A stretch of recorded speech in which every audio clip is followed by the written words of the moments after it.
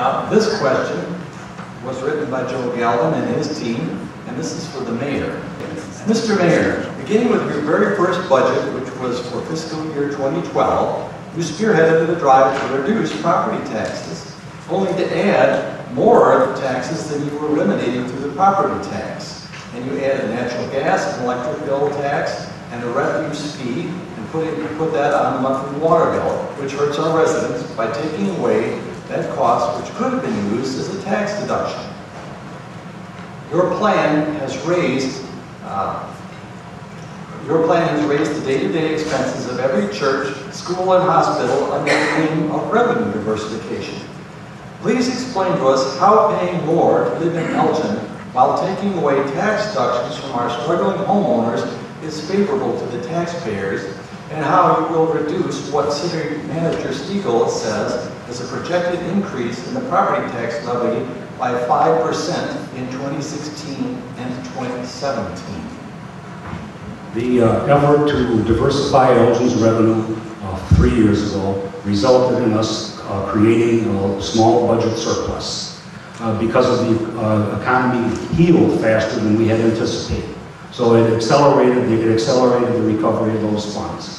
The reason for doing that was I felt that we were too dependent on property taxes. Property taxes at that time paid for almost 50% of our general fund revenue. That's too high, and we became too dependent on that. And I'll go back a little bit, we talk about what's happened in the past year. If we hadn't made those changes, this city council this year, instead of having no tax increase, would have been looking at a $7 to $10 million deficit because of drops in property values, assessed property values, and the drops in revenue from the Grand Victoria Casino. If we had done nothing and left it the same, the city council would have not talked about increasing the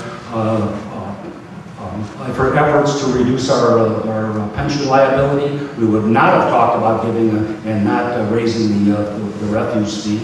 One thing we need to look back at, we're one of the only communities around here that has not raised taxes for the last 2 or 3 years. Many of our neighbors are doing that.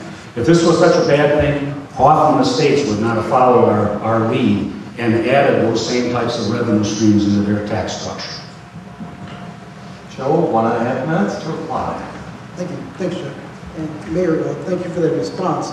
A couple things of revenue diversification. As you all know, revenue diversification affects everybody. And that includes people of low income, seniors who are on fixed income. Those are things that they have not had to pay in the past. There are ways to go about looking at increasing revenue streams. And one of the biggest ways is to go about in drawing in new businesses. We heard the council members talking about economic development. Economic development is probably one of the biggest reasons that you can keep those property taxes, all revenue streams down by bringing in new things. I live on the west side. You look at the foreclosures on the west side, you look at the foreclosures in the center of town, you look at the foreclosures on the east side of town.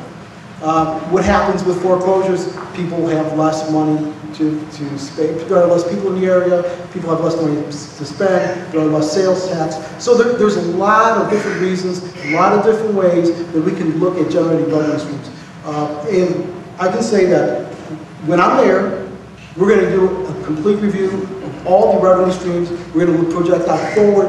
There are models of cities, whether it's Indianapolis, Milwaukee, that have different types of revenue streams that we can look at. And I want to say that instead of looking to other cities are going to look to us. We are going to be the lead city in this region. Thank you. Elgin's foreclosures are certainly a problem. Our foreclosure rate is not a whole lot different than many of the communities around us, similar communities. It's a statewide problem. Illinois leads as one of the leaders in the country in foreclosures. We are part of the state of Illinois, and we follow that lead. It's caused by, some of those things are caused by issues outside of our control. When we talk about taxes and we talk about the benefits for businesses, we just had the realtors talk about businesses relocating to Elgin.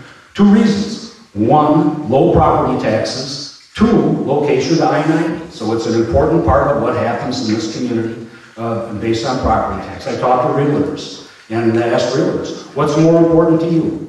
Does anybody ask you what the gas tax is in Elgin? No, they ask what the property tax is. And that's the issue that's driving what's the tax problem in the area. Many of the communities around us are trying to lower their property taxes.